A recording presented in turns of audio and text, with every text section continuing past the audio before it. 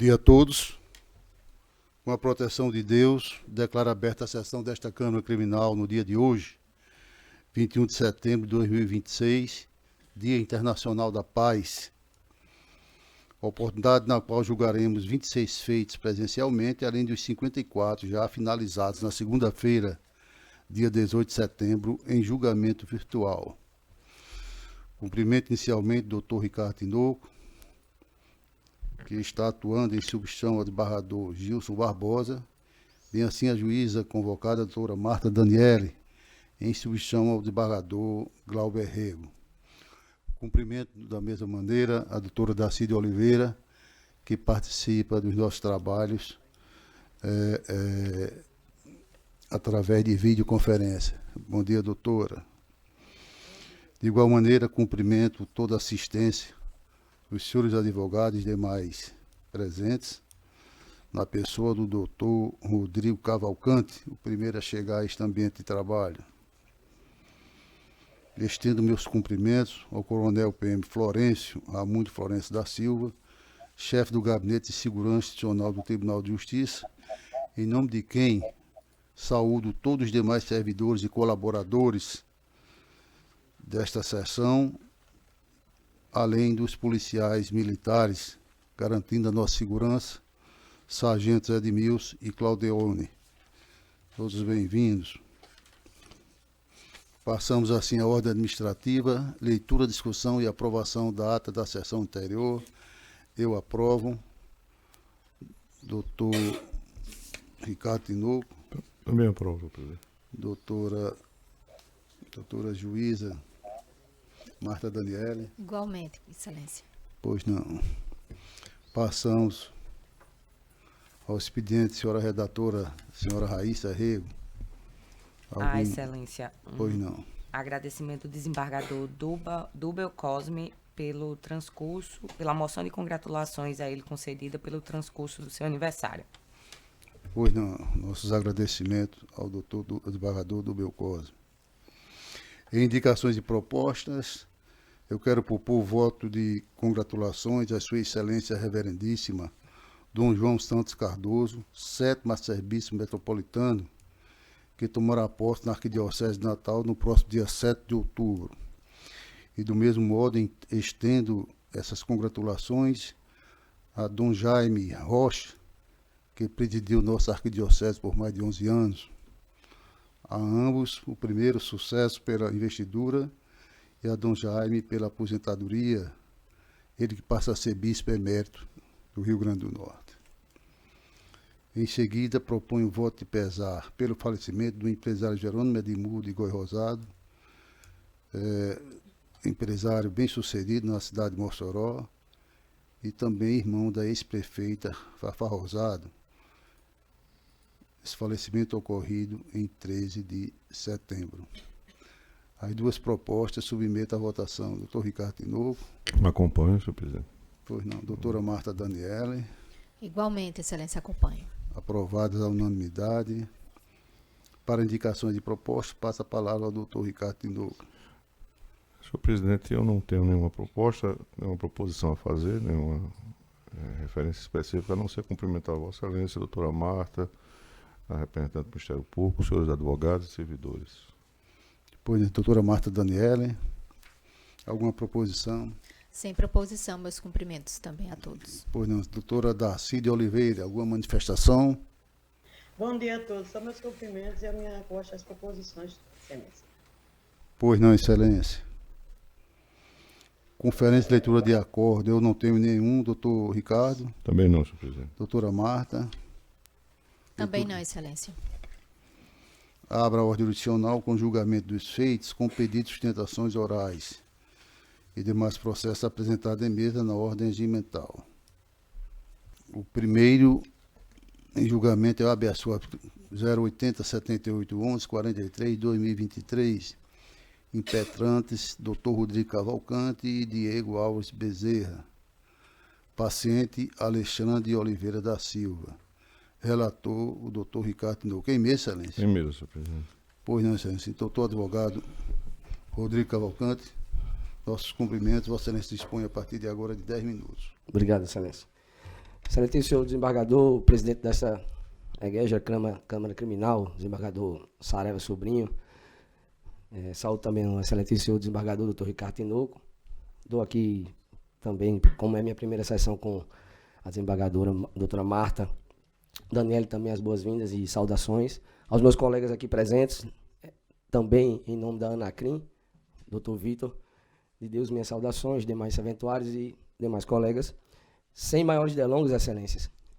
Este habeas corpus, desembargador Ricardo Tinoco, que com certeza Vossa Excelência também esmiuçou em sua análise e voto, é a história de mais um cidadão brasileiro que, não conseguindo satisfazer suas necessidades financeiras, não conseguindo sobreviver dentro da economia pujante e ruim de nosso Brasil, terminou por aderir, mais uma vez, à questão da uberização.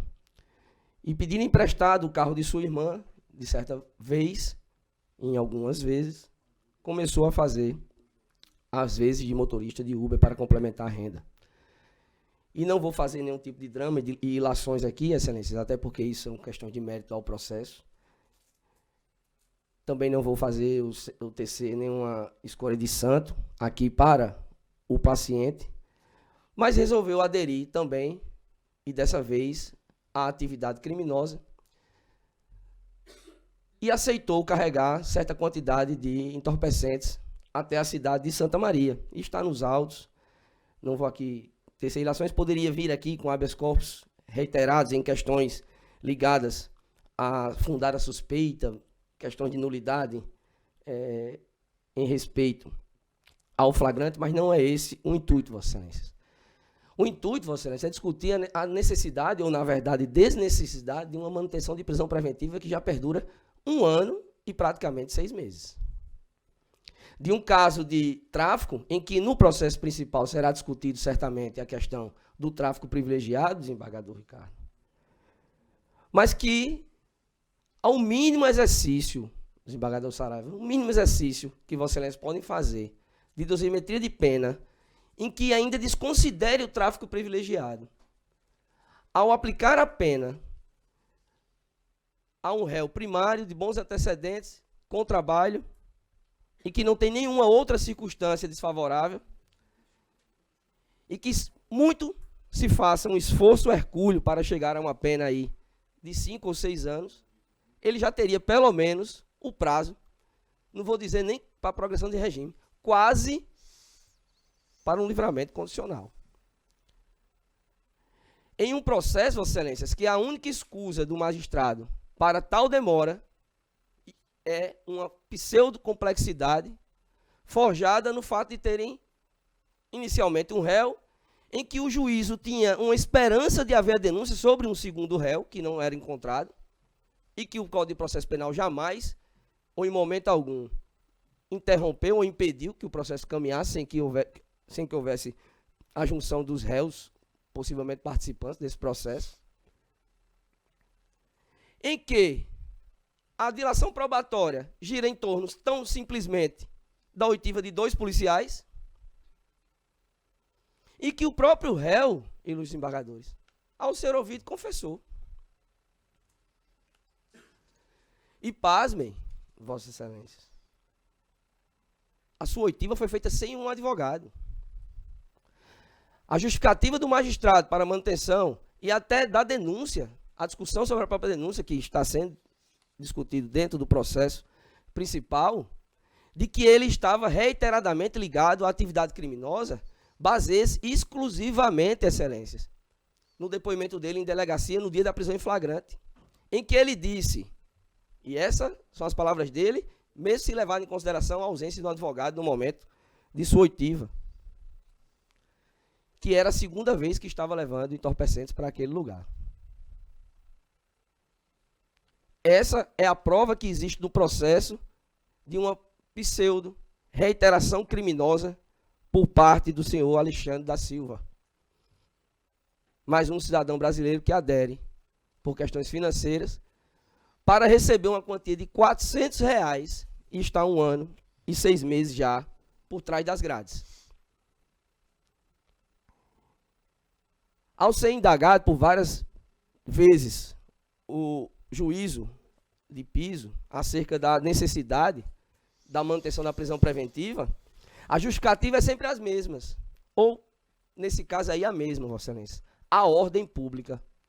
Sem qualquer fato, seja ele contemporâneo, seja ele processual, seja ele minimamente existente para tal manutenção, e sem uma única oportunidade de concessão de medidas cautelares diversas de prisão.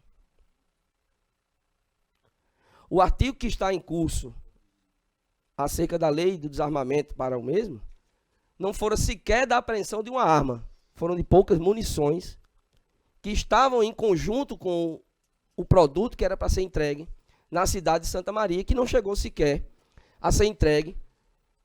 Talvez por isso a polícia até então não tenha pego o outro meliante. Contudo, Vossas Excelências, o meu pedido é simplesmente para que se observe o que o Código de Processo Penal redige, o que nossa Constituição redige. Não há eficiência numa pena previamente aplicada sendo substituída por uma prisão preventiva, para que ao final, em uma sentença penal condenatória, haja o reconhecimento de quase 50% de uma possível pena a ser aplicada.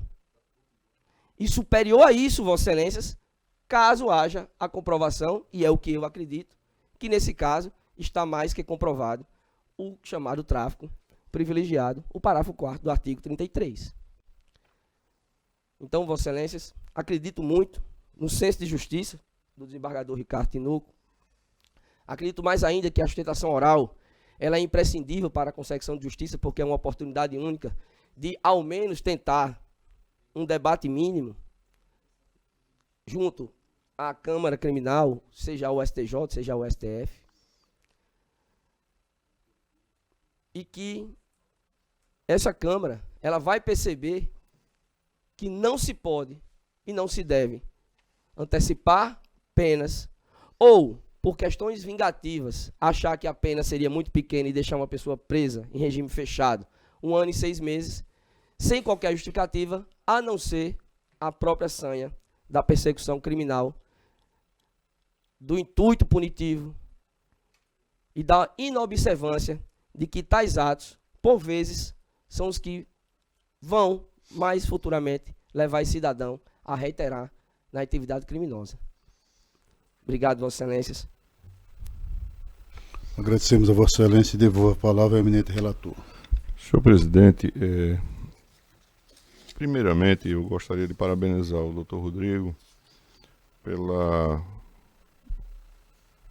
prudência e pela excelência da sustentação que acaba de realizar, que para mim não traz nenhuma surpresa. Eu o conheço desde o período em que eu mesmo esteve cursando o mestrado em Direito na nossa Universidade Federal. Sei do seu compromisso, do seu criterioso cuidado em bem desempenhar a atividade que exerce.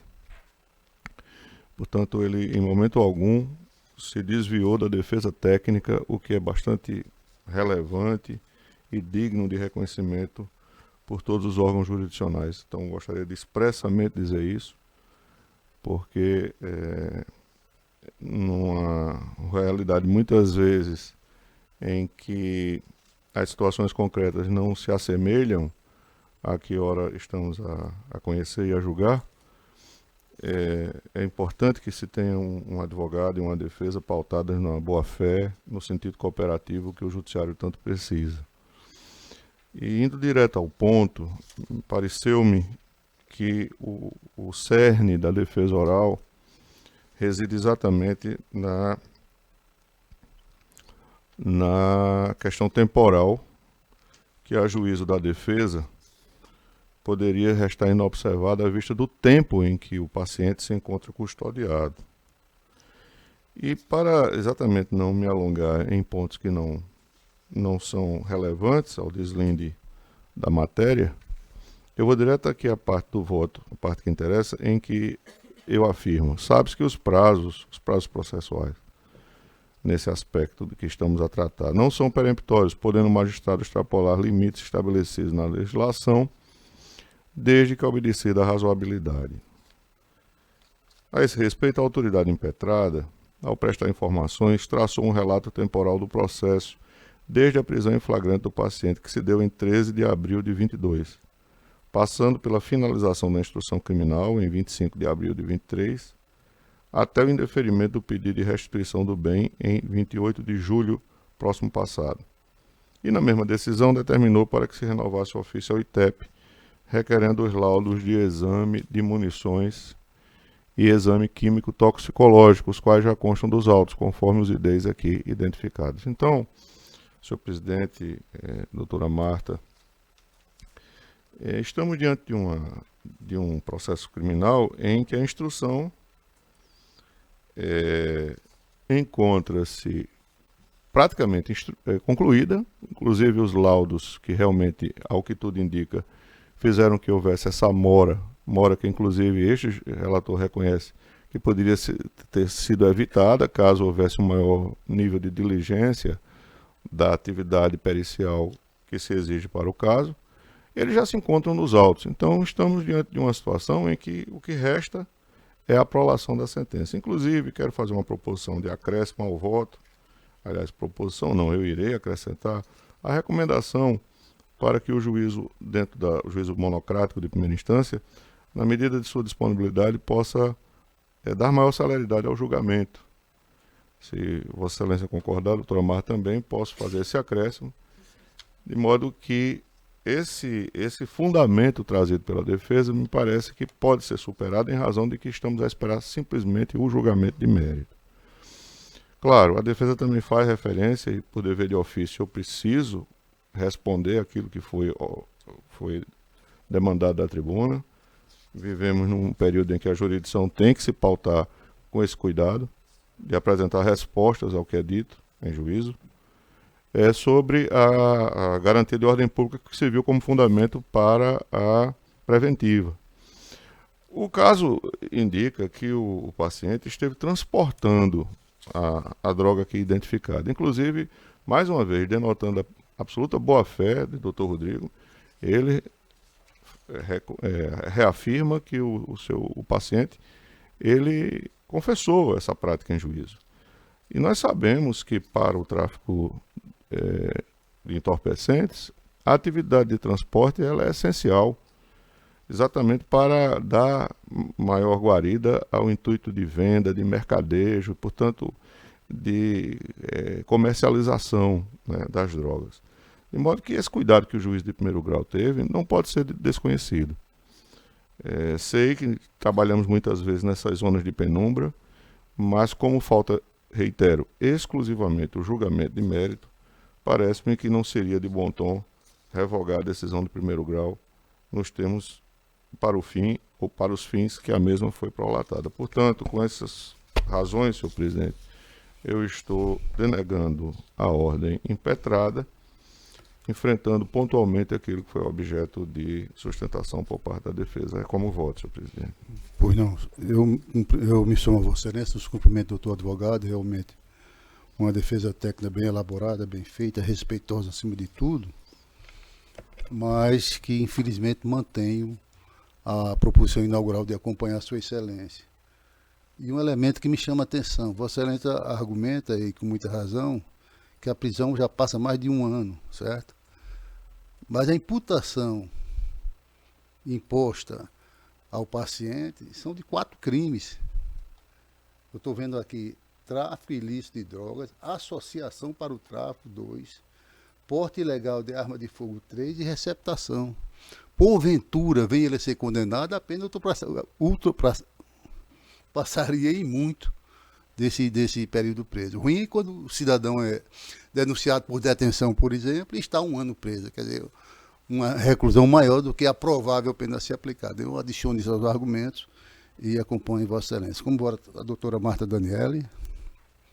Acompanho o relator, Excelência. Pois não. Então, Então, proclamo bom dia, obrigado pelo ordem atenção. conhecida e denegada à unanimidade de voto. Eu gostaria de aproveitar a oportunidade e voltar a relembrar os senhores advogados para que busquem adquirir suas becas, né? Um instrumento de trabalho muito próprio, muito íntimo. Nós temos aqui, mas até por uma questão de saúde, né? Cada um trazendo a sua beca, a sua vestimenta adequada para o ato solene. Mas é só uma proposição, uma proposta. O número 2, o segundo a ser julgado, é o 2 da pauta. Da minha relatoria, habeas corpus 081 03 7932 2023, impetrante Vitor Manuel Pinto de Deus, paciente José Lucas dos Santos. O processo está em mesa e o doutor advogado já se faz presente, doutor Vitor Manuel. Como disse, os autos estão em mesa, Vossa Excelência dispõe a partir de agora de 10 minutos. Obrigado, Excelência. Bom dia a todos. Iniciamos a nossa exposição oral por cumprimentar o Presidente desta Colenta Câmara, Dr. Saraiva Sobrinho. Estendemos os cumprimentos também à Doutora Magistrada, Doutora Marta Daniel, e ao Doutor Magistrado, Doutor Ricardo Tinoco. Excelências, a controvérsia que é trazida através deste mandamos se atém à discussão da previsão legal imposta no artigo 140, parágrafo 2º e 144 do Caderno Adjetivo Penal. Trata-se de uma prisão em flagrante em que o paciente estava em casa de sua mãe, rapidamente, para não nos atermos muito aos fatos, mas para entendermos a sequência. O paciente estava em casa de sua mãe, chamou um táxi que já era conhecido dele, que o pegou na casa da genitora e o iria levar ao seu destino. Quando o táxi ia saindo da rua, da travessa onde a mãe do paciente reside, a polícia militar iria passando, avistou o táxi e fez a abordagem. A abordagem em si não tem grandes questões a serem levantadas. A questão aqui está, a discussão aqui está, Dr. Saraiva Sobrinho, na questão da revista pessoal a que o motorista do táxi e o paciente foram sujeitos e, em sequência, à revista veicular, que também foi realizada pelos policiais, momento em que encontraram uma certa porção de entorpecente no piso do veículo.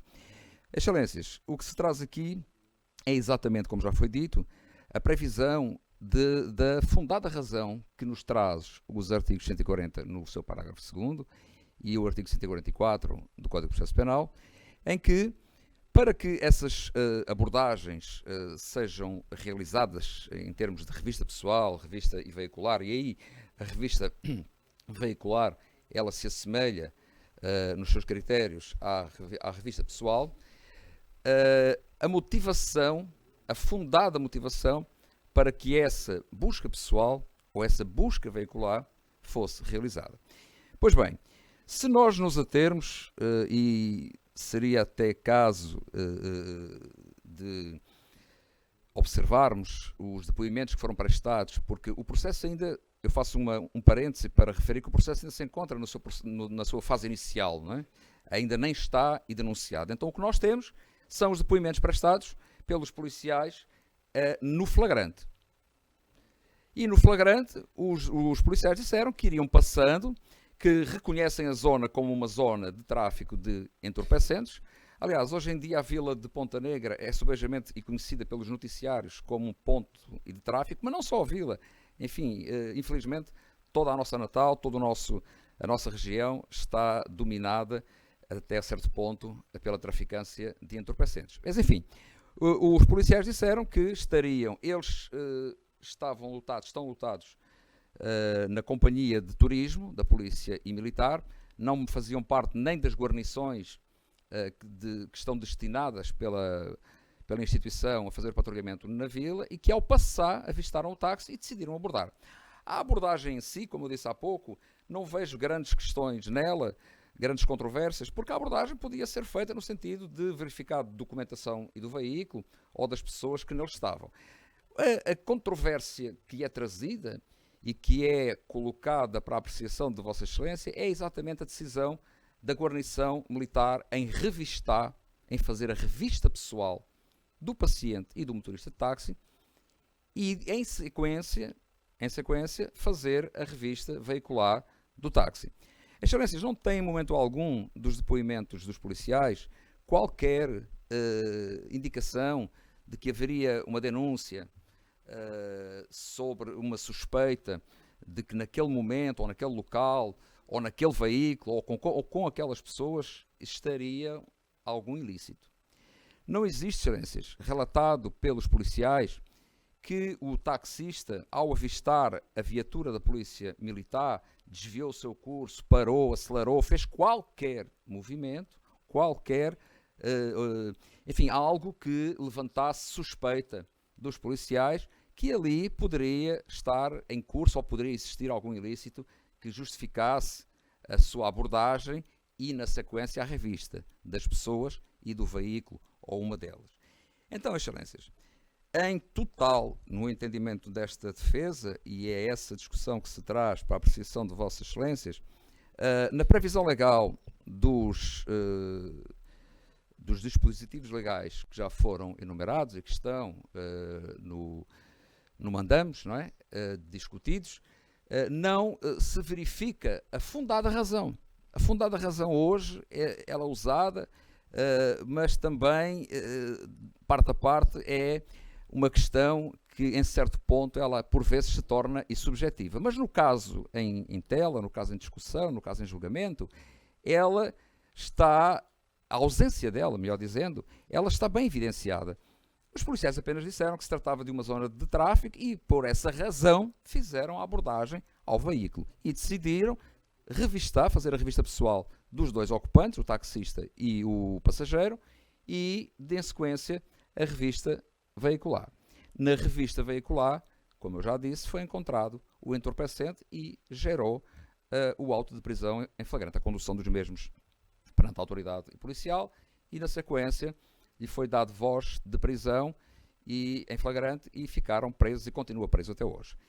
Bom, excelências, essa é a controvérsia, é aquilo que essa defesa entende que deve ser revista na decisão de primeiro grau que negou o reconhecimento da nulidade, e é por essas razões se pede tanto a nulidade da prova, que foi colhida, por violação ao disposto no artigo 140, como eu já disse, parágrafo 2º e 144 do CPP, e, por consequência, o trancamento do inquérito policial, porque, até à presente data, ele ainda não é ação penal.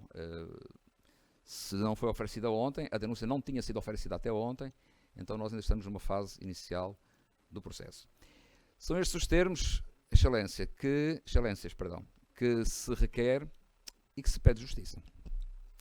Agradecemos a Vossa Excelência e passo a tornar público o voto, já encaminhado aos eminentes colegas, no sentido de conhecer e denegar a ordem. E, resumidamente, eu disse o seguinte, na emenda constitucional e processual penal, habeas corpus, tráfico de drogas e associação. Ilegalidade do flagrante face à abordagem policial sem justa causa. Fase deveras incipiente. Temática a ser deliberada no âmbito do contraditório. Indícios de materialidade e autoria. Clausura rastreada na garantia da ordem pública. Pressuposto da preventiva caracterizados quanto satis. Gravidade dos delitos. Considerável quantidade de entorpecente, 499,99 gramas. Constrangimento ilegal não vislumbrado, ordem conhecida e denegada. Demais colegas mantenham os votos já expostos. Então, proclamo que a ordem foi conhecida e denegada à unanimidade. Agradecemos a Vossa Excelência. Obrigado, excelência. Bom trabalho, bom dia. Obrigado. O terceiro é o 27 da pauta, da relatoria do Dr. Ricardo Tinoco. Habeas corpus criminal 080-9361, impetrando Dr. Gustavo Moreira, paciente Leandro Manuel da Silva. Dr. Gustavo está presente? Dr. Gustavo, em mesa, Excelência, doutor? Em mesa, senhor presidente. O feito está em mesa, Vossa Excelência dispõe... Senhor presidente, Pois não. Só talvez poupar o tempo do patrono e impetrante, eu estou, como o voto está disponibilizado, Vossa Excelência deve ter examinado, doutora Marta também, eu estou concedendo parcialmente a ordem naquilo que me parece mais interessar, que é a liberação, né, o reconhecimento de que o paciente tem realmente direito à liberdade, né, reconhecendo a nulidade do flagrante, que deu origem, né, à prisão preventiva. Não sei se satisfaz o interesse do patrono. Bom dia. Pois não, doutor Ricardo, por favor, eu estou a divergir. Vossa Excelência está divergindo. Por isso que eu gostaria de conceder pois a não palavra. eu não tinha percebido. Se Vossa Excelência assim entender, sustentar. Não tinha percebido. Vai sustentar. Vossa Excelência dispõe de 10 minutos a partir de agora. Pois não. Bom dia, Vossa Excelência, Igreja Tribunal de Justiça do Estado do Rio Grande do Norte. Minhas saudações ao senhor, excelentíssimo senhor doutor presidente, aqui presente, com a saúde na pessoa também do eminente relator, doutor Ricardo Tinoco, doutora juíza Daniele, hoje como vogal, e direto aos fatos, se trata de um habeas corpus a respeito do desvirtuamento, desvio das atribuições legais estabelecida pela própria Constituição Federal a respeito da atribuição da Guarda Municipal. Vejamos, a Guarda Municipal, na Constituição Federal, ela não compõe as forças de segurança pública, no artigo 144. A Guarda Municipal de Parnamirim, por via WhatsApp, uma denúncia anônima não verificada, via WhatsApp, o guarda municipal procedeu, saindo das suas atribuições legais, a uma visita em loco de um suposto roubo em andamento, de forma ostensiva, de caráter tão somente da Polícia Militar, e de forma investigativa da Polícia Civil. Efetuou o flagrante em desfavor do paciente e levou o paciente à presença das supostas vítimas de uma residência privada. Como sabido, a competência da Guarda Municipal não é a realização de atividades ostensivas, essas típicas somente da Polícia Militar ou investigativas assim, de reconhecimento da autoridade policial, Polícia Judiciária, ou seja, Polícia Civil. Então, nessa toada, excelências, é pacífico que a Guarda Municipal não é legitimada para proceder ao flagrante da ocorrência em residência privada. Então, em razão de não atribuir à Guarda Municipal as atividades ostensivas e investigativas, o Superior Tribunal de Justiça, STJ, já tem um entendimento pela sexta turma, pacificado pelo somente Superior Tribunal de Justiça, que a Guarda Municipal teria atribuição apenas à proteção de bens, serviços e instalações do município. De outra banda, dia 25 de agosto de 2023, essa matéria foi rediscutida no Supremo Tribunal Federal. Só que o que foi pautado na questão meritória no Supremo Tribunal Federal não era se a Guarda Municipal tinha, poderia ou não proceder prisões em flagrantes e questões ostensivas a residências privadas ou locais privados, os flagrantes. Mas sim se ela poderia integrar as forças de segurança pública do rol do artigo 144.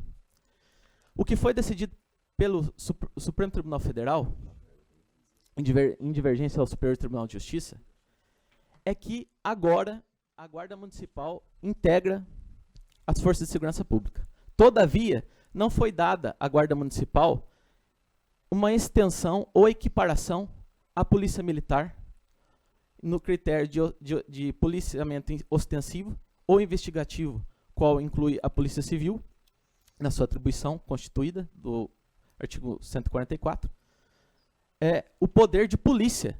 Então, ainda com a decisão do Supremo Tribunal Federal, a Guarda Municipal, pelo entendimento total de 6-5, do julgamento dia 23 de agosto deste corrente ano, apenas legitimou a Guarda Municipal a integrar o rol de segurança pública, mas não modificou as suas atribuições delimitadas e estreitas do parágrafo 8º previsto na Constituição, quanto a cuidar, vigiar, proteger os bens públicos do município. Então, houve, por parte da imprensa, que vale a pena citar aqui, perante Vossas Excelências, ainda que ela não detém da ciência, da técnica jurídica, mas foi deturpado como se o Supremo Tribunal Federal tivesse legitimado a Guarda Municipal ou estendido seus poderes, equiparados como Polícia Municipal. E não foi o que aconteceu. A Guarda Municipal ela não se transformou em Polícia Municipal. Ela só foi considerada agora integrante das Forças de Segurança Pública e a sua competência e estrita atribuição se manteve nos exatos termos do parágrafo 8º do artigo 144.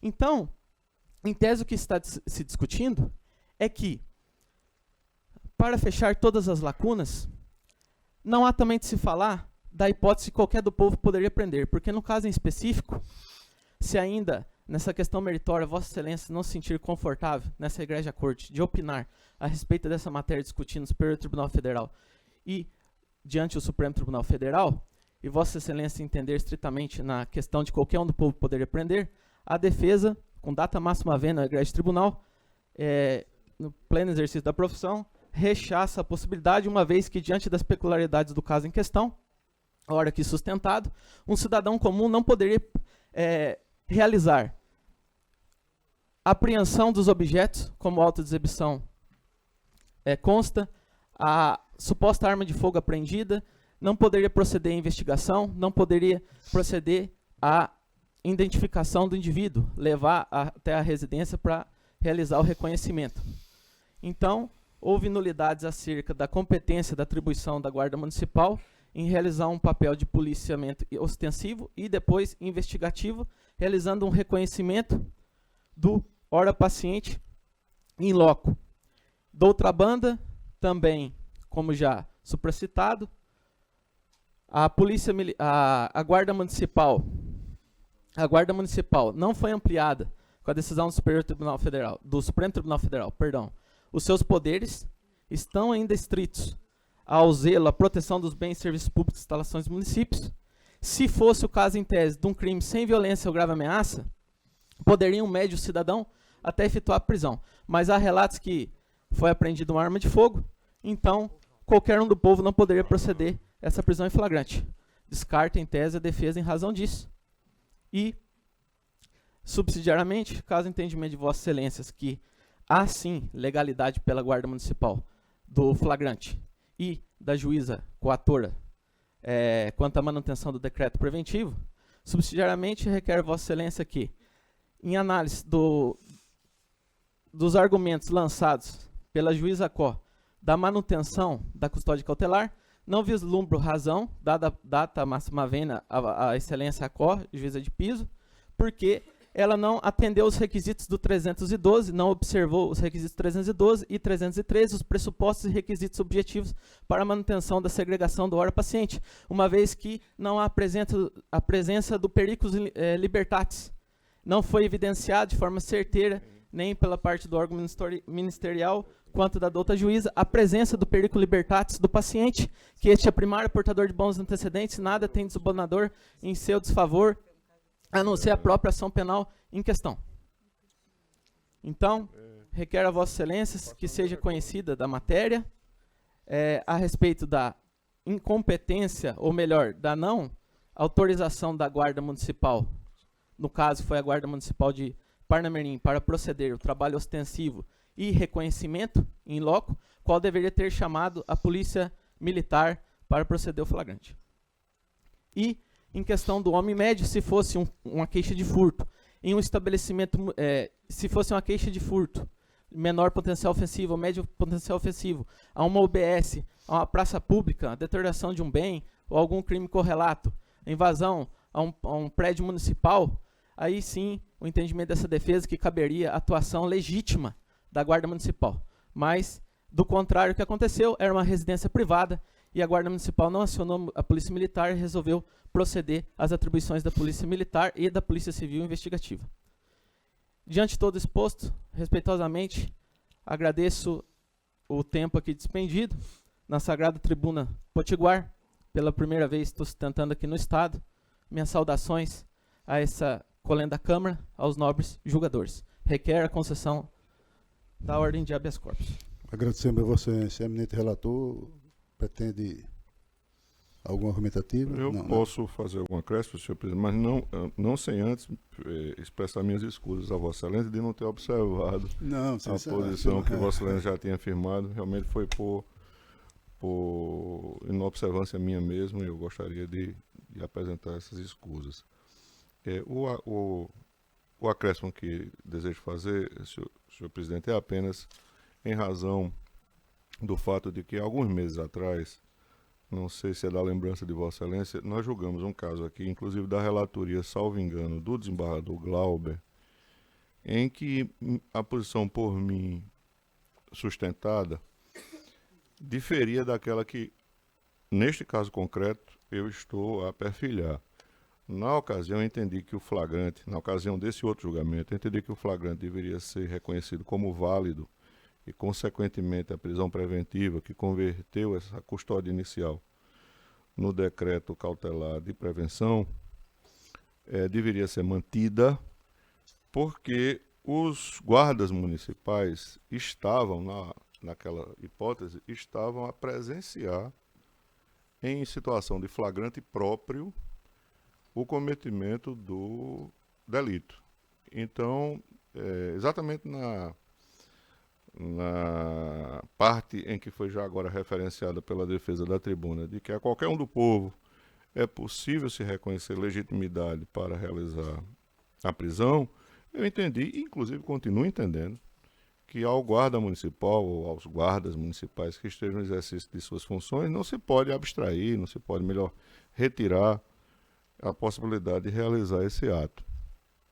No caso concreto, é o que me pareceu diferir, porque, salvo melhor juízo, e como Vossa Excelência sabe, eu sou muito aberto à discussão, inclusive a modificar entendimentos que inicialmente construí, porque sou aberto ao debate, aberto à discussão, e penso que é necessário que isso seja.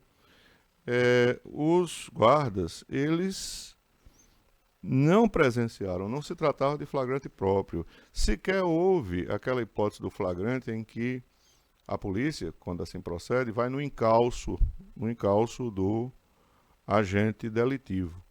O que se teve aqui foi uma informação via telefone de que alguém, porventura, pudesse estar cometendo um determinado fato típico, e os policiais agiram como se investigadores fossem. Os policiais não, corrijo. Os guardas municipais agiram como se policiais fossem. Ou seja, agindo como se estivessem investidos de poderes de investigação. Sabemos nós que isso inocorre. De tal modo que a mim pareceu que houve um excesso e uma invasão de atribuições administrativas, né, técnicas, que não pertencem à Guarda Municipal. Sei, e quero inclusive louvar esse arrazoado que acabei de receber a respeito do voto divergente de Vossa Excelência, que faz referência ao precedente advindo do Supremo Tribunal Federal, da relatoria do ministro Barroso, que reconhece à Guarda Municipal o poder de realizar a prisão em desfavor daquele que se encontra em flagrante delito. Mas me valho exatamente desse excerto e desse precedente para dizer que, nesse sentido, não há dissonância, não há dissidência do entendimento que já perfilhei, como dito, naquela outra hipótese da relatoria do desembargador Glauber.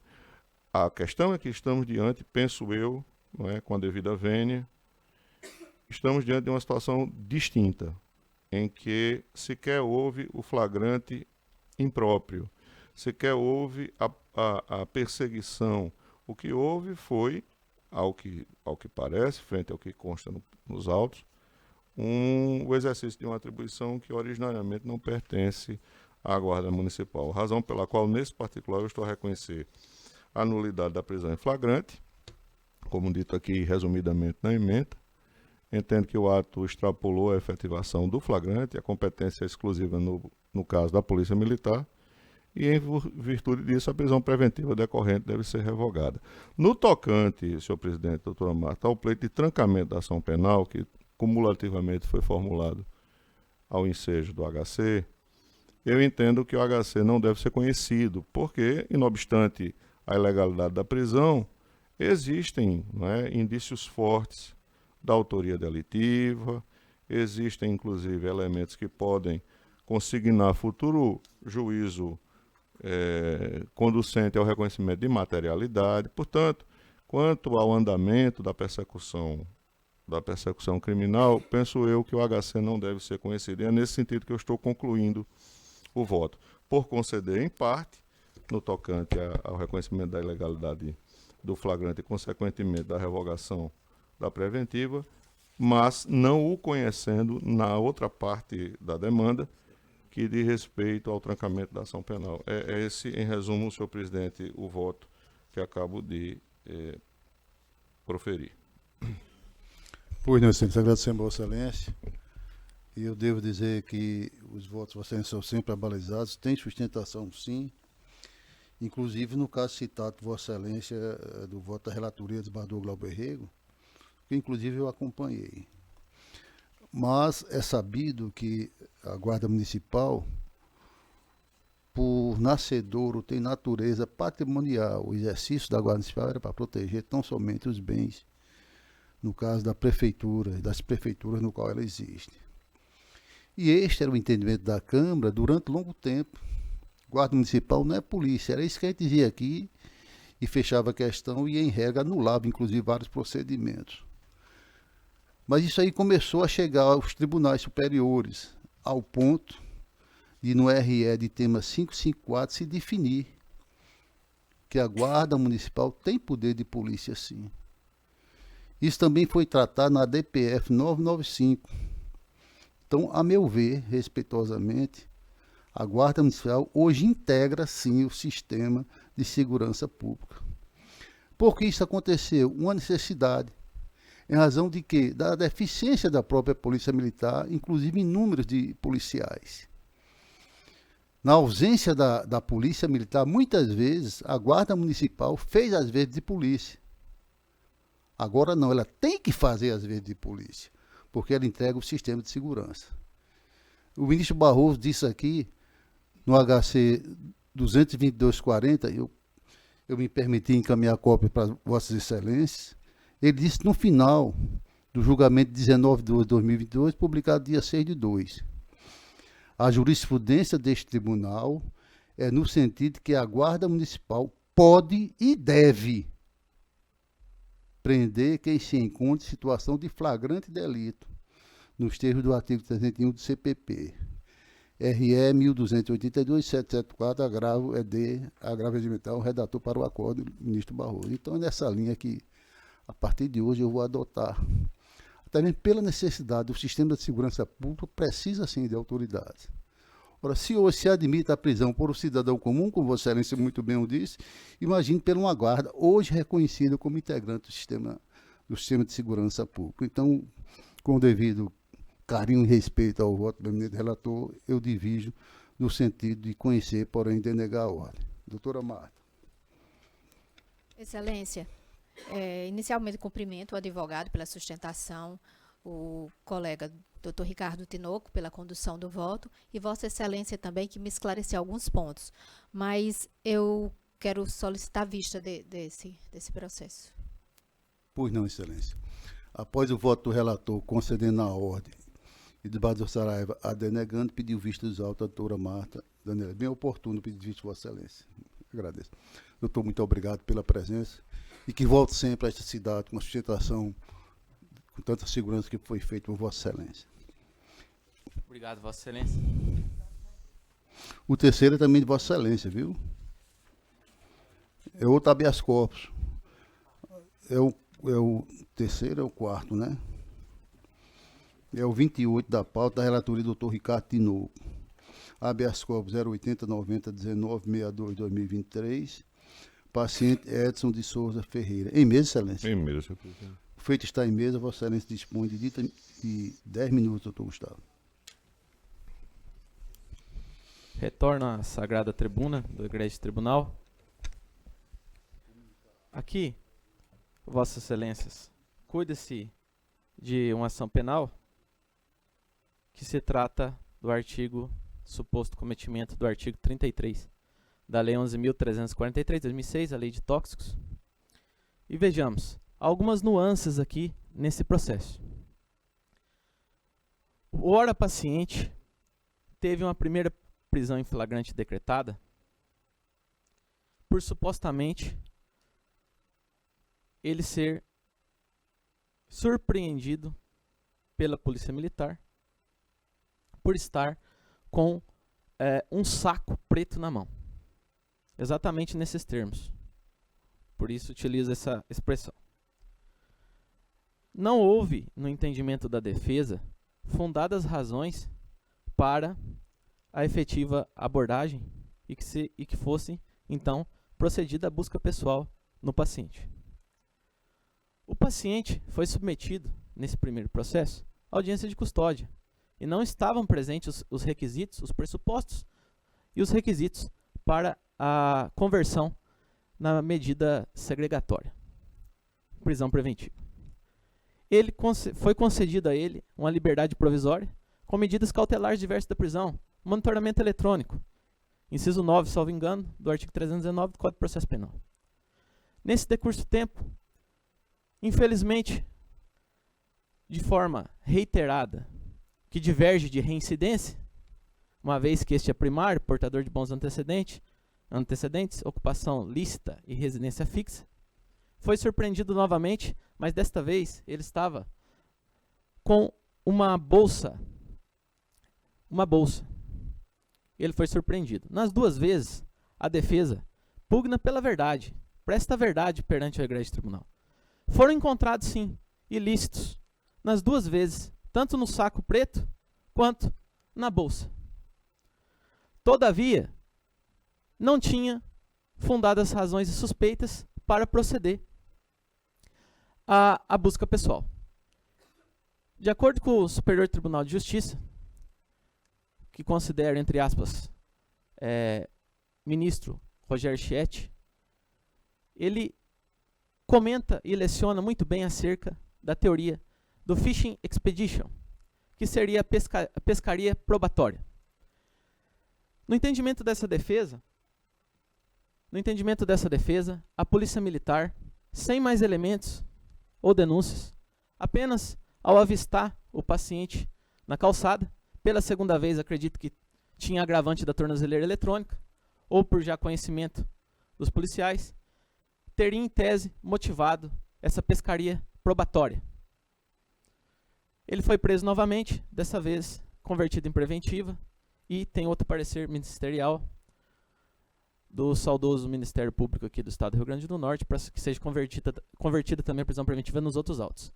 A douta juíza coatora, ele na data máxima vênia, a juíza Acó, teve a infelicidade do processo ser distribuído novamente na mesma juíza, no mesmo juízo. E a juíza apenas se manifestou que estariam presentes os requisitos porque ele agiu de forma reiterada.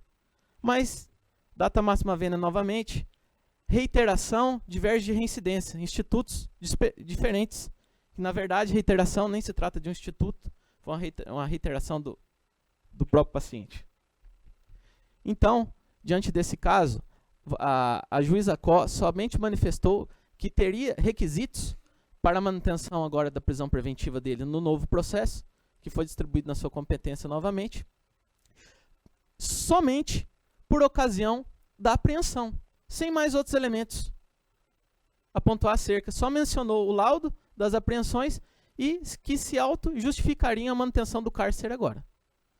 Então, essa defesa vem, respeitosamente, pedir que, em razão de não ter outros elementos, a não ser por si só, apreensão, a não ser apreensão, não existe outros elementos que satisfaçam a pretensão da manutenção dessa preventiva, que seja expedido por ausência do periculo libertatis, também não apontado pela juíza Có, a expedição da concessão da ordem de habeas corpus, ou subsidiariamente a concessão da liberdade provisória, com ou sem as medidas cautelares diversas da prisão, uma vez que este indivíduo pode ter reiterado, mas ele não é reincidente, é primário. É assim que entende a defesa perante ao Egrégio Tribunal de Justiça aqui do Estado do Rio Grande do Norte. Muito obrigado. Pois não, senhores, agradecemos Vossa Excelência, devolvo a palavra ao eminente relator.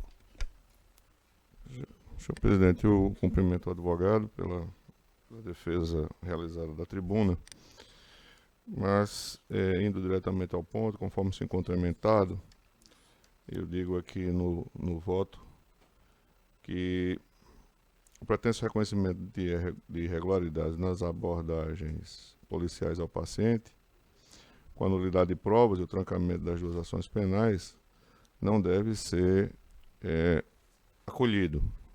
Não ocorrência, portanto. Revista policial realizada em razão de fundadas suspeitas, suficientemente motivadas.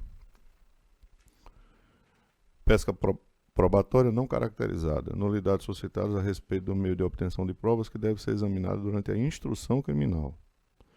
Pleito de revogação da prisão preventiva em uma das ações penais. Alegada ausência de requisitos e fundamentação abstrata. Impossibilidade. Presença da materialidade e indícios de autoria. Periculum libertatis, demonstrada a necessidade de garantir a ordem pública, gravidade concreta do delito e risco real de reiteração.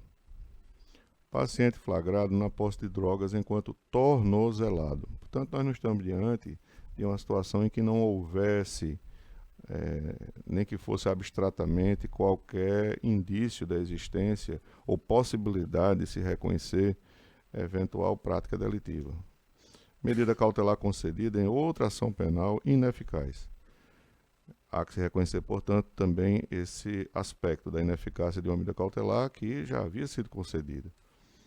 Portanto, o constrangimento legal não se encontra, ao ver dessa relatoria, configurado. Eu estou, nesse sentido, conhecendo da ordem, mas, no mérito, denegando-a. É como voto. Também já mantém o acompanhamento que é feito do voto, Vossa Excelência, doutora Marta, no mesmo sentido.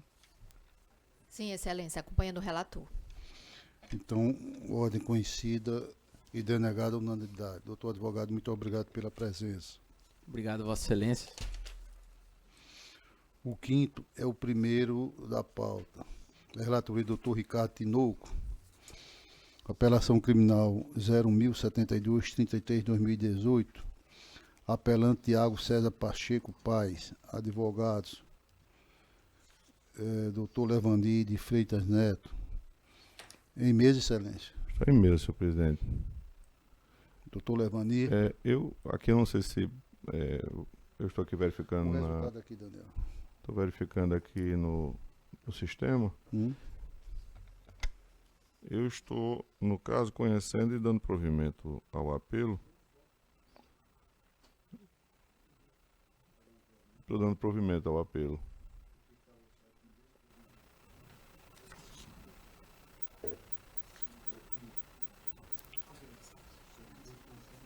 Como? Sim, mas está ok aqui. Pois não. Não, senhor presidente. Houve alteração do voto, que foi originariamente lançado em sentido contrário, mas agora se encontra ok.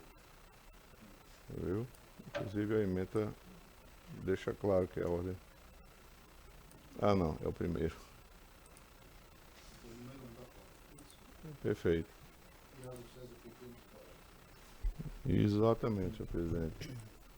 Conforme se encontra aqui, o recurso foi conhecido e provido. Então, eu estou só fazendo essa referência, porque pode ser que o advogado entenda da necessidade. Porque, Excelência, eu tinha acompanhado Vossa Excelência num primeiro momento, né? Pois não. É por isso que eu estou nessa dificuldade. Claro. Mas me parece algo bem razoável. Vossa Excelência quisesse fazer alguns tópicos? Pois não, eu posso fazer a leitura. Porque superaria, pronto. Exatamente. Como eu estou a dizer aqui, penal e processual penal, decisão de homologação de laudo pericial, apelação defensiva, preliminar de não conhecimento parcial do recurso por intempestividade da impugnação defensiva contra o deciso homologatório de primeiro grau suscitada pelo Ministério Público. Não acolhimento. Matéria decidida pelo juízo a quo. Mera irregularidade.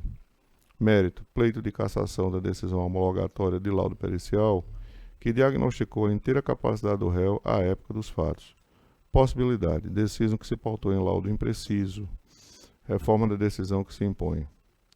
Então, como eu estou a dizer aqui, senhor presidente, o laudo que havia diagnosticado a impossibilidade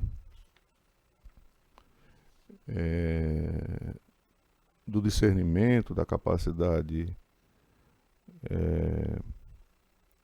do réu, né? É claro, ele é suficiente. De modo que, aliás, ele é insuficiente, estou dizendo, em laudo impreciso. De modo que eu estou, por esse motivo, entendendo que a decisão deve ser reformada. Havia respostas lacônicas, né, a respeito dessa capacidade de discernimento que, como todos nós sabemos, é necessária. Aliás, é mais que necessária, é essencial ao reconhecimento da imputabilidade penal. Portanto, eu estou, nesse sentido, dando provimento ao recurso em razão do reconhecimento dessa fragilidade que se mostrou evidenciada quando da reanálise do recurso interposto. Senhor presidente, pontualmente seria essa a razão que dá guarida a esse entendimento. Pois não, então você está anulando a homologação do laudo original, eu determinando que ele seja submetido a outra. Eu estou vendo aqui a parte final do voto. Isso, exatamente. Doutor Levani, satisfeito com o julgamento, Bom dia, pretende sustentar? Cumprimentar a Corte, o Ministério Público, a membro do Ministério Público presente. Não, eu abro mão, Excelência. O objetivo de Vossa Excelência foi atingido, é isso? Perfeitamente. Pois não. Doutora, eu acompanho Vossa Excelência, doutora Marta. Também, Excelência, com o relator. Pois não, então proclamo que o recurso foi conhecido e provido à unanimidade. E parabenizo Vossa Excelência pela vinda a esta Câmara.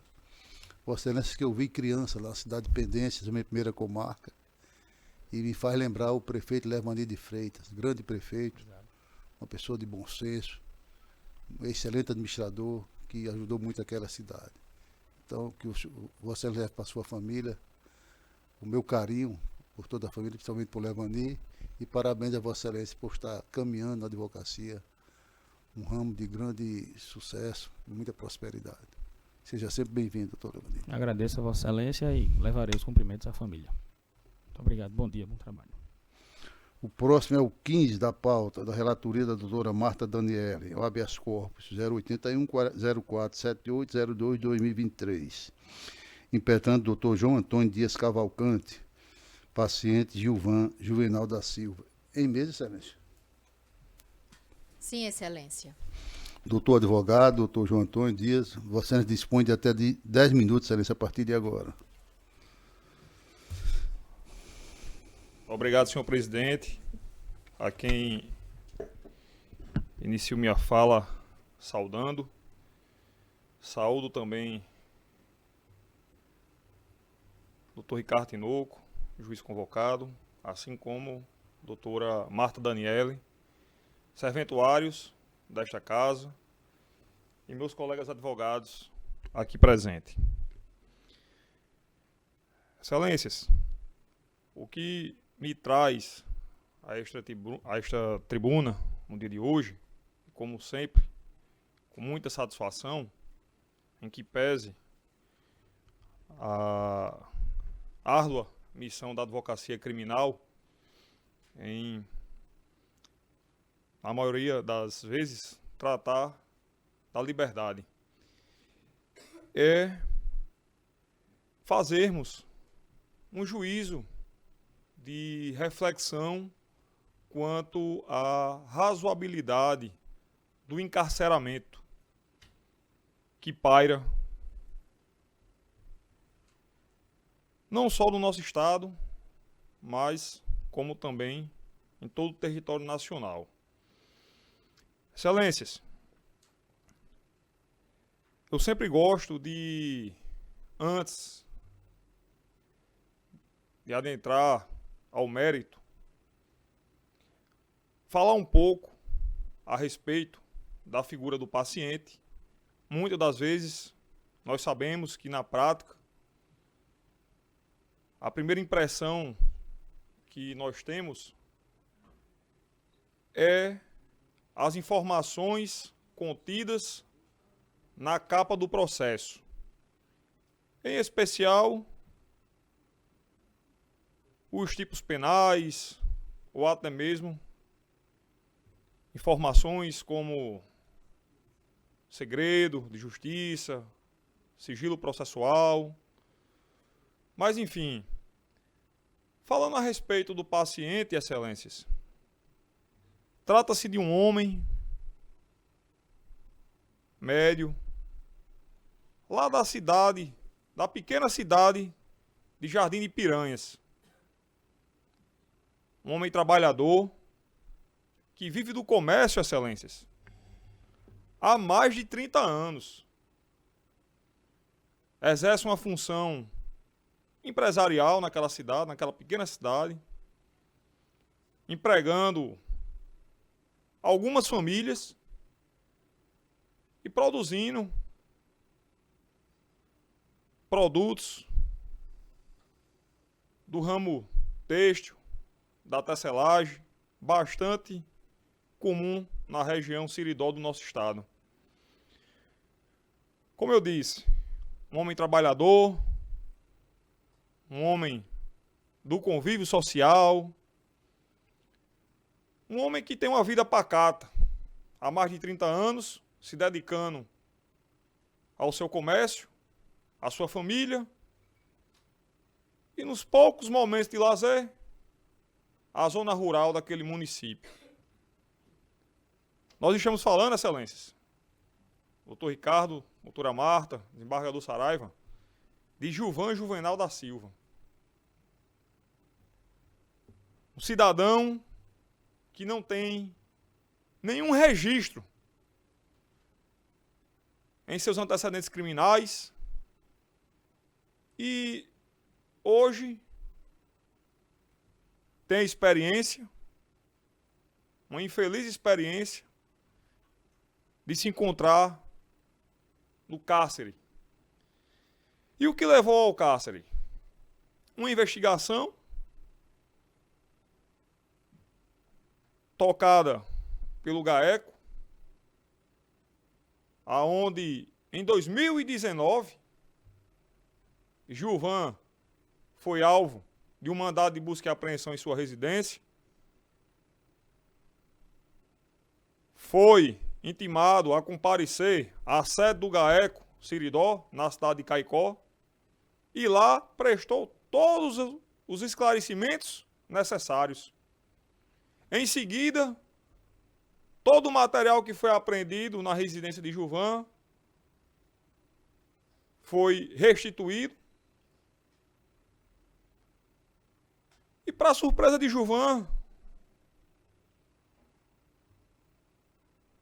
agora, no início do ano de 2023, Gilvan, decorrente dessa mesma investigação, foi alvo, mais uma vez, de um mandado de busca e apreensão, acrescido de um mandado de prisão preventiva, onde está recluso desde o dia 14 de fevereiro de 2013.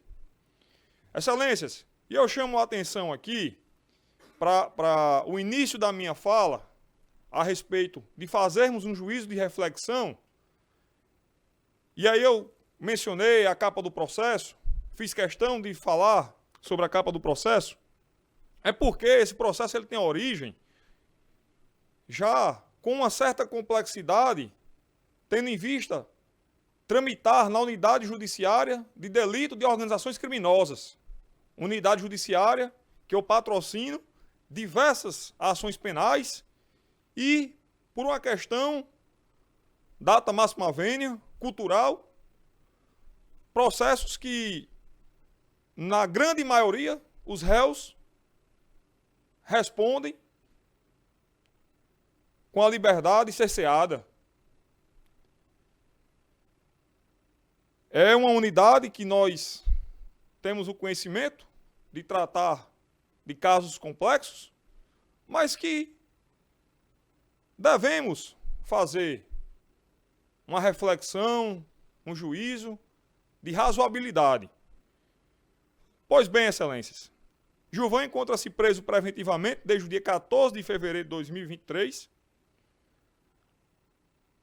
ou seja, há quase 8 meses, uma ação penal onde Gilvan é acusado de 2 crimes: lavagem de dinheiro e, naturalmente, associação criminosa. Crimes que não têm nenhuma convergência com relação à violência, ao contexto de violência.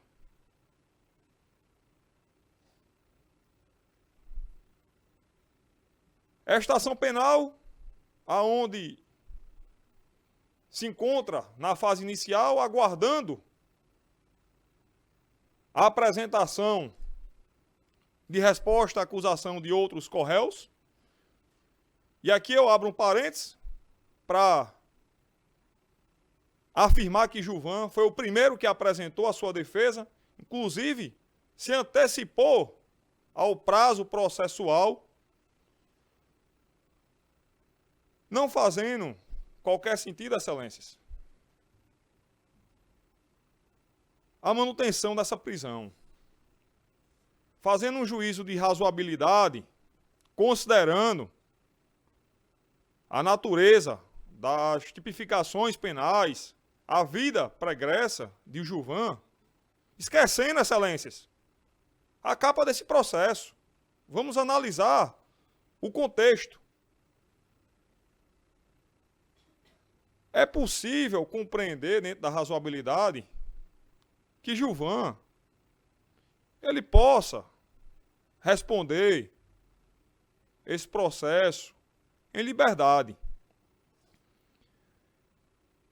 A defesa ela tem ciência de todos os cuidados que a justiça, o poder judiciário, paira no tocante à persecução penal. Considerando essa premissa, a defesa sugere que esta colenda Câmara Criminal, se assim não entender pelo relaxamento da prisão, que substitua, excelências, essa prisão pelas medidas cautelares diversas, a exemplo do monitoramento eletrônico, acrescido ainda, excelências, dos limites de horários, como recolhimento domiciliar noturno e aos finais de semanas. É dessa forma, excelências, que eu concluo a minha fala e agradeço, pedindo a concessão da ordem desse habeas corpus. Muito obrigado. Agradecemos a Vossa Excelência e devolvo a palavra à eminente relatora. Inicialmente, cumprimentando o advogado pela sustentação em favor do paciente, e eu estou conduzindo o voto pelo conhecimento e denegação da ordem e pontuando o que está escrito aqui consta aqui da ementa. Constitucional, processual penal, habeas corpus, associação criminosa e lavagem de dinheiro. Pretenso relaxamento da prisão preventiva, excesso de prazo para a formação da culpa, não acolhimento, complexidade do feito, diversidade de condutas delitivas, pluralidade de investigados e réus, agentes custodiados em sistemas prisionais de localidades distintas, patronos diferentes, cenário que naturalmente contribui para uma marcha processual mais lenta, sem, contudo, configurar excesso de prazo.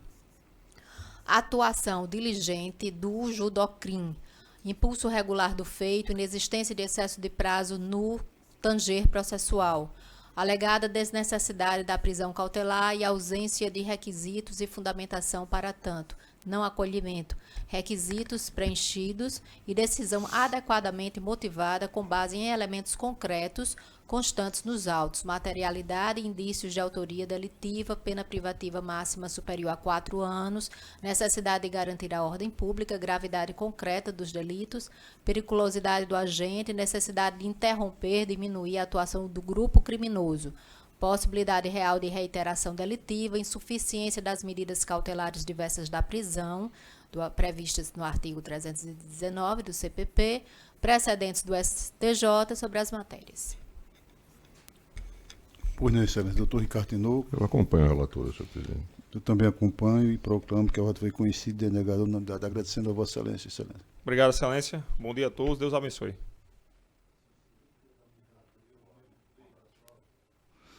Da minha relatoria, número 3 da pauta. Habeas corpus 081-04-395-2023, impetrante Dr. Christian Tombini. Ele está por videoconferência. Paciente Pablo Alves Durandi. O feito está em mesa. Doutor Cristiano Tombini, está nos ouvindo? Estou aqui, doutor. Bom dia. Aumente um pouco o seu som, doutor, por favor. Vossa Excelência dispõe a partir de agora de 10 minutos. Consegue me ouvir? Pronto, estão me ouvindo bem. Pode prosseguir, Excelência. 10 minutos a partir de agora. Tá certo, muito obrigado. Gostaria de saudar todos os desembargadores presentes dessa Câmara Criminal, o que eu faço na pessoa do relator, desembargador Saraiva Sobrinho. Excelências, trata-se de um habeas corpus, onde imputa-se ao paciente o delito de tráfico de drogas e associação. Pablo Alves Durandi é acusado de encomendar e comercializar esteroides anabolizantes. A acusação se deu em virtude da apreensão do telefone celular do co-réu, que reside na cidade de Natal. O senhor Pablo não chegou sequer a ser citado, pois ele teve conhecimento aí dessa ação penal em seu desfavor, e a defesa já juntou o instrumento de procuração nos autos, e aí aproveitou para fazer arrolar testemunhas e requerer diligências, bem como indicação de perito assistente. Ocorre que o juízo de piso indeferiu, se referindo que o senhor Pablo já tinha tido acesso a essa ação cautelar anteriormente, o que não é verdade, como a defesa acabou de dizer aqui. Na realidade, ele não teve acesso a nenhuma ação, a nenhuma medida cautelar, e apenas a ação penal que ora o paciente responde. Dessa forma, a defesa não teve outra medida que senão ingressar com essa ordem de habeas corpus.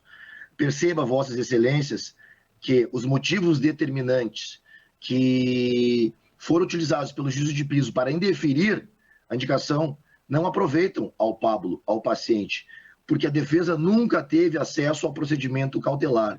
E, novamente, não se requer uma nova perícia, se requer apenas que cumpra-se o artigo 159 do Código de Processo Penal e se possibilite que se indique assistente técnico para que, uma vez que venha aos autos essa medida cautelar, tenha alguém qualificado, um expert, que possa ver de fato se essas mensagens são ou não são verdadeiras, mesmo porque o paciente, em interrogatório, reconheceu algumas mensagens, mas não todas. Não se requer nenhuma benesse, Vossa Excelência, apenas que se cumpra o Código de Processo Penal. Esse é o ponto, para que seja garantida a mais ampla defesa do acusado e a quem interessa uma prova, um processo onde não se pode comprovar se de fato aqueles elementos que vieram lá do inquérito policial gozam ou não de credibilidade. Esse é o ponto. Artigo 159, parágrafo 3º, parágrafo 4º e parágrafo 5º. Se percebe que não houve nenhum cuidado com a cadeia de custódia desse elemento probatório que se busca utilizar, então, o MP para ensejar a condenação do paciente. Esse é o ponto. E é claro, Vossas Excelências, que se restar indeferido a indicação de assistente técnico para que depois, possivelmente, elabore um parecer, haverá uma nulidade que não saberemos em qual momento, em qual tribunal, mas em algum momento ela vai ser sanada. E aí nós vamos ter todo o prejuízo do processo, vamos ter que retornar novamente para o juízo de piso para que, para que seja possível respeitar o Código de Processo Penal. Então, Vossas Excelências, me dirigindo ao final, a defesa requer tão somente que seja o quê? Deferido a indicação de assistente técnico, para que ele possa se debruçar sobre tudo que foi produzido ali no inquérito policial e, da mesma maneira, que a autoridade policial junte aos autos os metadados técnicos e os códigos-fontes dos prints, porque essa é a decisão atual do STJ e não teria como ser diferente também, porque se requer apenas visualizar se esse elemento de prova que o MP busca utilizar tem ou não credibilidade. Sabemos hoje em dia que é possível adulterar, alterar, inclusive o próprio WhatsApp, hoje em dia é possível reeditar as mensagens. Então, Vossas Excelências, a defesa agradece a atenção dispensada e requer a ordem em definitivo, confirmando aí o pedido de liminar solicitado anteriormente. Muito obrigado pela atenção de Vossas Excelências. A presidência agradece a Vossa Excelência e registra que teve a oportunidade de receber dos advogados aqui que trabalham com Vossa Excelência, exemplo do doutor Praxedes de Vasconcelos, memorial a respeito da matéria e fizemos um exame bem acurado de toda ela. Mas que, infelizmente, nós estamos encaminhando o voto, já disponibilizado, pelo conhecimento e denegação da ordem. Resumidamente, eu digo na emenda constitucional e processual penal, habeas corpus, tráfico interestadual de entorpecente e associação. Artigos 33, 35, combinado com 45 da Lei 11.343 de 2006. Alegativa de nulidade por cerceamento de defesa. Indeferimento de nova perícia. Auditagem realizada no feito primeiro sob o manto contraditório e ampla defesa. Aparelho celular não apreendido nos autos. Disponibilidade integral da cautelar já determinada pelo juiz acordo. Prejuízo inocorrente para denuleter sangria. Óbice na súmula 523 do STF. Matéria preclusa, constrangimento legal não vislumbrado, ordem conhecida e denegada. Doutora Marta, mantenho a proposta inaugural. Sim, Excelência, acompanhando o relator. Doutor Ricardo Também, senhor presidente, acompanhando. Então, proclamo que a ordem foi conhecida e denegada à unanimidade. Agradecemos a Sua Excelência, o doutor Cristiano Tombini. Muito grato pela presença. Eu agradeço a atenção. Um grande abraço a todos. Uma boa manhã. Nossos agradecimentos. Em seguida, o 23 da pauta, relatoria do doutor Ricardo Tinoco. Cabe a sua 080 8350 909 2023. Impetrante, entre outros, doutor Jordão Kinderman da Costa. Paciente Erinaldo dos Santos Silva. Em mesa, Excelência. Em mesa. O feito está em mesa. Doutor Joatan está nos ouvindo? Sim, Excelência. Me ouve? Gostaríamos só de vê-lo, doutor Joatan, na imagem, por favor. Consegue me ver agora, Excelência? Não, ligo o áudio. Pois sim, estamos ouvindo bem, Vossa Excelência, estamos vendo também. Então, Vossa Excelência dispõe a partir de agora de 10 minutos, Excelência. Saudações aos ilustríssimos desembargadores desta colenda Câmara Criminal, saudações também à ilustríssima representante do Ministério Público, demais serventuários e colegas de profissão presentes na sessão. Inicialmente, gostaria de pedir paciência e desde já registrar minhas escusas a Vossas Excelências em caso de eventual deslize ou equívoco, uma vez que este neófito advogado, pela primeira vez, vem sustentar perante esta Câmara. Pois bem, o presente habeas corpus se deu em razão da prisão preventiva decretada em 26 de outubro de 2022, sendo o mandato cumprido apenas no dia 11 do mês seguinte, onde estaria o paciente em curso nos crimes previstos do artigo 2º, caput e parágrafo 2º da Lei 12.850, do ano de 2013. Superados os fatos, a defesa ratifica todas as teses elencadas no curso do habeas corpus. Contudo, gostaria de exorar a atenção de Vossas Excelências para as seguintes questões. Primeiramente,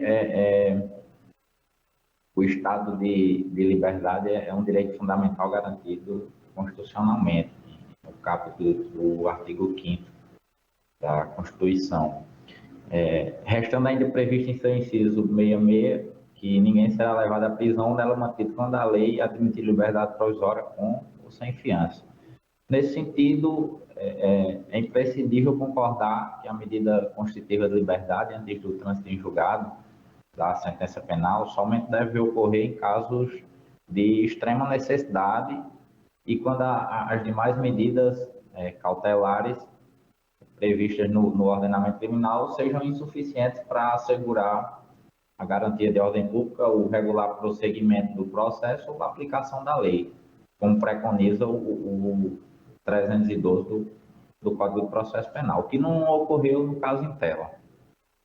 Ainda a prisão preventiva, na sistemática do direito positivo, é medida de exceção, devendo ela, em sua grande maioria, ser evitada por ser sempre uma punição antecipada, onde atropela e viola aqui o princípio da presunção de inocência. É mérito dos julgadores. O paciente é um cidadão de bem, de família, trabalhador, laborando como corretor, mas não de imóveis, é uma profissão um pouco desconhecida.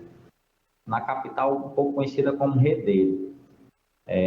Sendo este o único meio responsável por levar o sustento de sua família, é certo que manter o privado de sua liberdade atenta diretamente contra os que dependem de seu trabalho.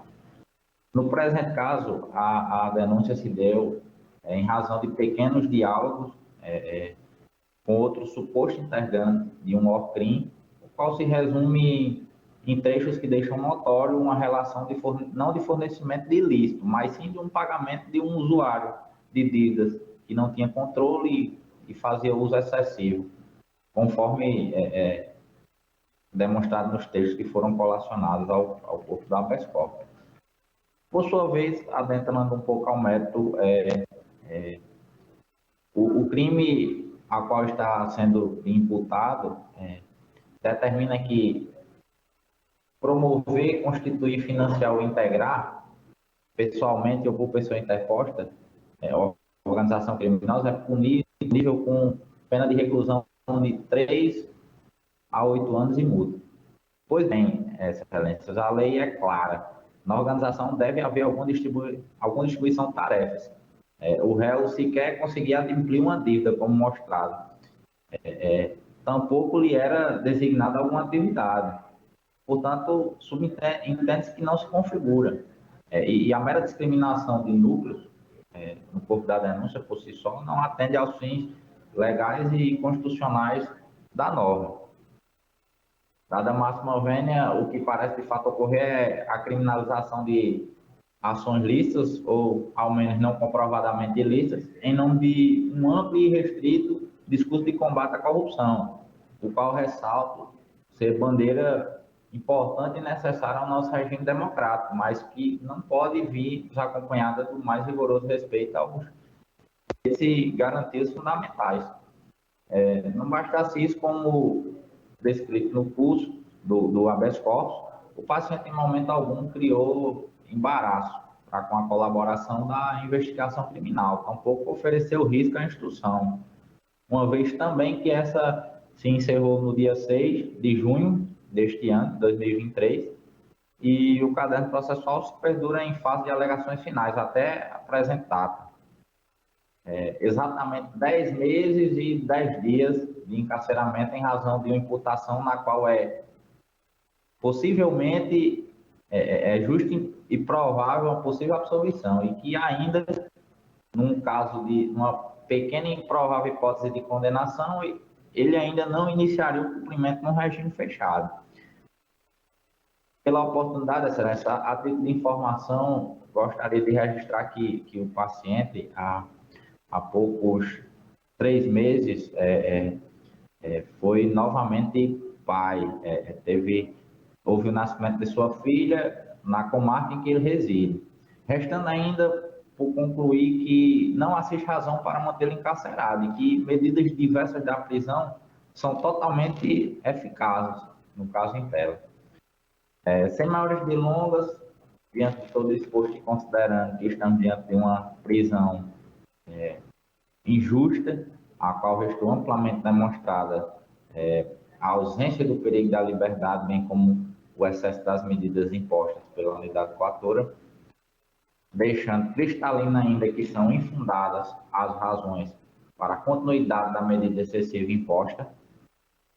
Esta defesa vem, diante de Vossas Excelências, pleitear a substituição da pena privativa de liberdade por medidas cautelares diversas, elencadas no 319 do Código de Processo Penal. Neste termo, a defesa pede e confia no conhecimento e provimento da ordem do presidente habeas corpus. Obrigado, senhores. Pois não, doutor Jotão, agradecemos a Vossa Excelência pela presença. E este é o sétimo, né? É. E enquanto relator dos autos, doutor Cristian, né? Doutor Ricardo, perdão, Excelência. Agradeço a Vossa Excelência e devolvo a palavra ao eminente relator, doutor Ricardo Tinoco. Pois não, senhor presidente.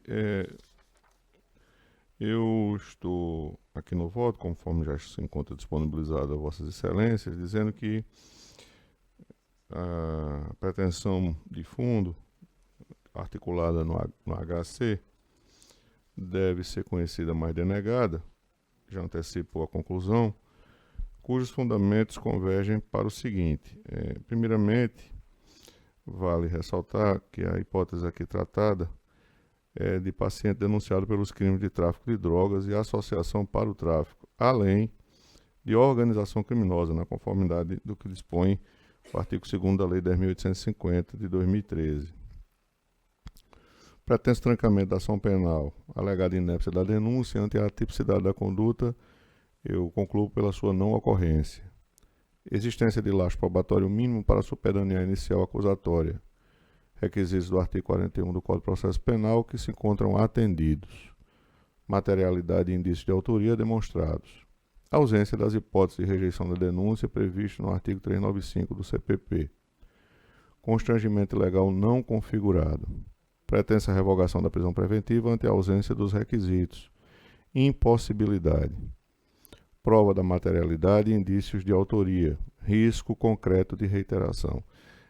Apenas para sair da abstração com que muitas vezes a ementa induz, eu digo a Vossa Excelência, como se encontra destacado aqui na parte que interessa do voto, que as hipóteses de admissibilidade da preventiva, né, encontram-se atendidas. Eu digo aqui isso porque, além das provas de materialidade e indícios de autoria para a prática da conduta, o perigo libertado se apresenta suficientemente demonstrado na necessidade de sua manutenção, eis que resta patente que a segregação cautelar do paciente reveste de legalidade, posto preencher os requisitos a tanto assinalados, dada a periculosidade em concreto do agente, considerando as circunstâncias fáticas dos delitos, de modo que em liberdade indubitavelmente poderá colocar em risco a ordem pública e gerar reiteração delitiva. É importante ressaltar, né, que não se trata de uma imputação apenas, né? Estamos aqui a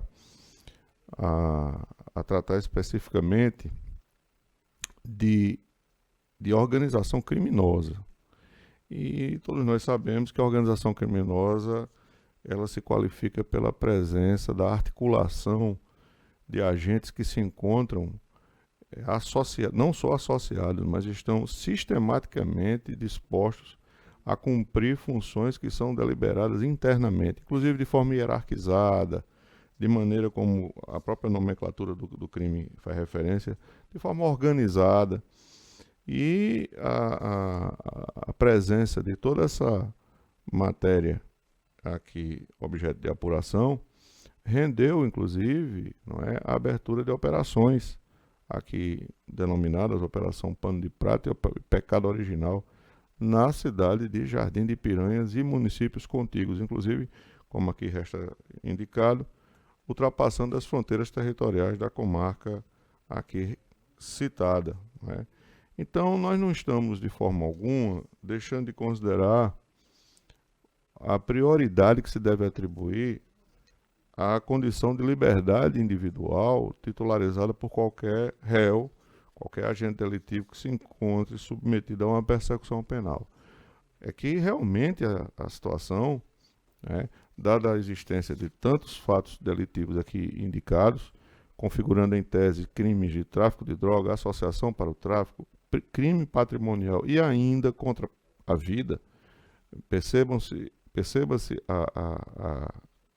a multiplicidade de bens jurídicos tutelados que podem ser afetados se ao final a instrução concluir pela responsabilidade penal do paciente, impede que se reconheça qualquer excesso ou qualquer desvio alusivo ou alusivos à indicação das hipóteses que autorizam o decreto de prisão preventiva. Portanto, senhor presidente, rechaçando os fundamentos e argumentos articulados pela defesa, eu estou conhecendo do HC e denegando a ordem postulada. É o voto.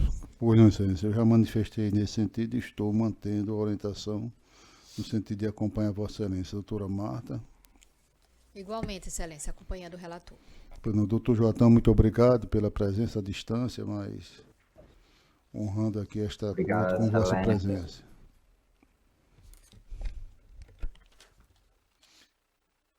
Em proclamação, ordem conhecida e denegada à unanimidade.